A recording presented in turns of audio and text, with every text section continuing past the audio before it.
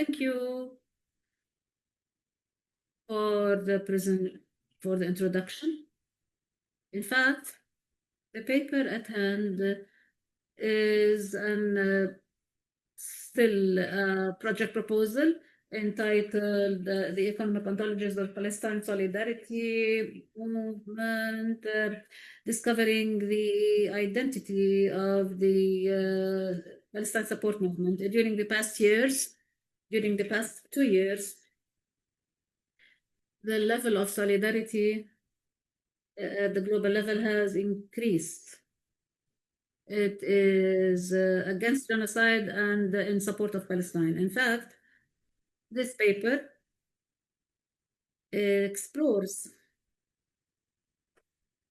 the economic ontologies and whether there are any economic ontologies of the Palestine solidarity movement. By ontology, I mean the economic identity or entity or having an economic footprint for that movement. The research has two hypotheses. The first is that the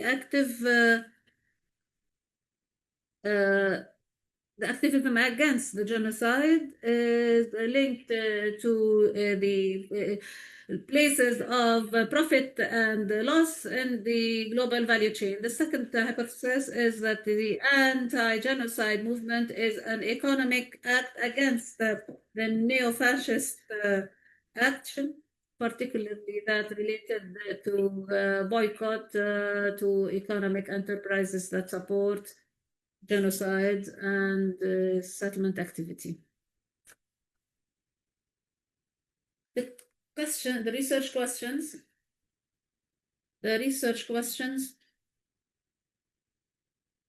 to attempt to answer to respond to those hypotheses is first, can we draw a roadmap for the economic actors who have a more tendency to oppose genocide? I mean by they have a tendency, that doesn't mean that they are the actors in a certain sector, or not all of them have to be against a genocide, but maybe they have a higher tendency. Maybe most of them are not interested or they don't follow up, but the minority who has a clear position has a larger tendency to support Palestinian liberation and against genocide. Regarding supporting the genocide and Israel, the question is, can we draw a roadmap for the companies and entities that support genocide? And the third question is linked to the chain of equivalence. Chain of equivalence is a concept that I've taken from Chantal Mouffe and Ernesto Laclau. They are researchers and activists who are socialists who developed the concept of chain of equivalence to create a chain between actors not necessarily are equivalent. The third question is, can we create a chain of equivalence between those economic actors or not? The methodology adopted by the paper is based on the fact that unfortunately there are no questionnaires. There are so many questionnaires at the increase since 7 October. There are many questionnaires about supporting Palestine or supporting Israel or supporting or opposing genocide based on certain demographic input, such as age, ethnicity, education level. However, unfortunately, we don't know about the economic status or the employment or career. So the paper is going to use those demographic data related to age and the level of education and political affiliation in the United States. For example, it is said that Democrats are more prone to support Israel or Palestine, and always the result is that the Democrats are more prone to support Palestine, while the Republicans are more prone or have a higher tendency to support Israel. Why at the younger age they have more tendency to support the Palestine, while older people have more tendency to support Israel. Level of education, those who have higher education have more tendency higher tendency to support Palestine, and the opposite is true. So this can be used as a proxy for the functions or the economic positionality. And this data may be used as proxy for economic positionality. For example, the idea of higher education and age. So those with higher education are more support to Palestine, and the younger age has a higher tendency to support Palestine. So this gives us an impression that students may be more supportive if we consider studying a job or an economic positionality. Therefore, we can say that students, or the majority of students, have a higher tendency to support Palestine than to support Israel and opposing genocide. As for the complementary tools of analysis, the first would be commercial analysis and building a classification for the capital that supports genocide through examining the nature of goods and commodities that are being boycotted. The companies that are targeted by the BDS can give us an idea about the form of economic activity and work that may have a higher tendency to support genocide. And the paper will use the analysis of networks and the discourse, network analysis, to detect alternative production networks and opposing actors through developing a map, through mapping for the economic actors. There will also be discourse analysis or the actors who oppose genocide, and to see in our analysis whether there is a relation between or there is structural consciousness for the movement, and whether the genocide is linked with the forms of capital accumulation at the global level. When we look at the level, the patterns of capitalist accumulation, it no doubt it tends increasingly towards fascism, particularly recently. And the attest to this is the support of the richest person in the world, such as Elon Musk, for the fascist movements at the global level in general, whether in Europe, Latin America, and what we see happening now in Venezuela and Colombia against Maduro and the Colombian president, who is leftist, and he is a serious supporter for the Palestinian question and what Trump is doing to them. This is related to methodology. The initial findings,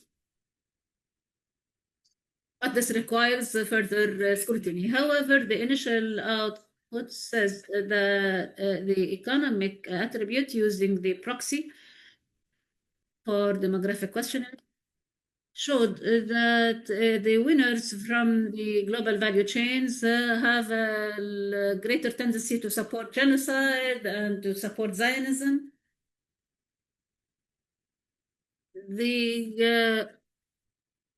are the large investors based on the notion of conservative voting and older groups. The super managers and the bankers in the multinational companies, and the conduct that defines as they oppose genocide, and they even reject the terminology. They refuse to acknowledge that it is genocide. It intensive trade with Israel, including settlements, and it provides uh, livelihood channel at the financial and military levels for Israel. This defines this group. On the other side, the economic attribute of the groups that tend to support Palestinians and to oppose genocide based on this methodology are the students.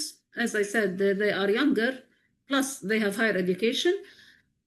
We can safely say and conclude that students have higher tendency to support the Palestinian question and to oppose genocide. The academia, because the majority of academia, I don't mean all, but I say they have a higher tendency. But of course, there are academicians who support genocide. There is progressive voting plus higher education.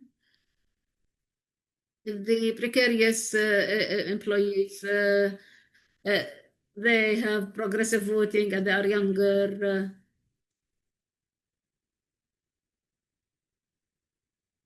This is my principle regarding the proxy questionnaire. The conduct that defines those groups, it is the call for boycott and explicit criticism of Israeli policies. I would like to assert that there is a structural contradiction. These are mere observations.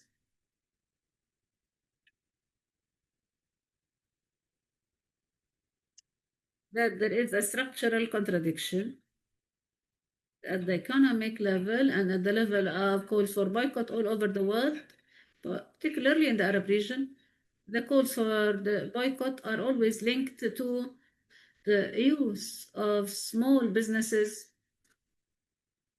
and replacing the large brand names, such as in soft drinks, with local alternatives. However, at the same time, despite this focus on the local and on the small businesses and local alternatives, there is an international outlook for those groups. On the other side, we can see a fascist capitalism that increasingly tends towards fascism is highly globalized because it relies on global value chains and benefits from those global value chains, and this is their model. Their economic model is a global model. At the same time, their discourse and policies are national and fascist and identity prone, although it is economic model is globalized. The neoliberal discourse always relied on globalization and pluralism. This has largely ended. And on the other hand, there is a concentration on local alternatives, and this has an important globalized and internationalist dimension. So globalization or internationalism facing globalization is one of the main attributes of this conflict. The ultimate objective of this project throughout the 2 years, and despite the losses, the major losses of the genocide, I believe that the Palestinian question has acquired a large moral and legal grounds. At the moral level, I believe that I don't have to elaborate. However, the the proper moral position is not open for any doubts, and also the correct legal stand as well uh, fully condemns the Israeli acts. And it claims it as genocide. All international human rights organizations, United Nations, they almost all of them almost unanimously agree that this is genocide. The Israeli leaders are wanted with charges of war crimes and practicing genocide. However, I see that what is still lacking is finding a material grounds in addition to the legal and moral grounds, and this material grounds are what's lacking, and to link the liberation of Palestine more strongly with economic, environmental, and political causes, particularly vis-a-vis the transformation of global capitalism increasingly towards fascism. I believe such a link must be stronger, and the liberation of Palestine and opposing genocide must be more linked to other global progressive causes that seek to limit the encroachment of global fascist capitalism, or the global capitalism that is increasingly heading towards fascism. These are the main objectives of this research. Finally, I would like to speak about the limitations of the research. First, the calls for boycott are always addressed towards multinational companies. If there is a medium enterprise that supports Israel, it usually is not targeted by BDS. BDS should always be strategic and should be careful with its selection, even selecting a small number to be more strategic, because they pick their battles.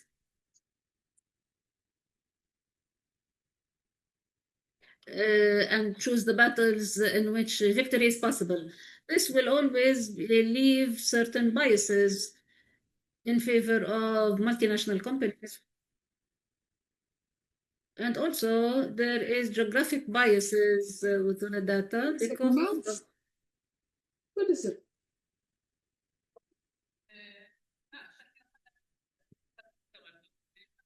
Please go ahead.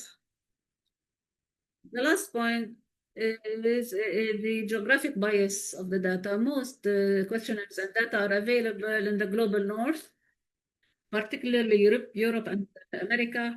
And this makes our knowledge of the dynamics of the global south and the opinions in the global south more difficult, and makes it more limited. However, it is noted that the global south, and because of its remoteness from the global value chain,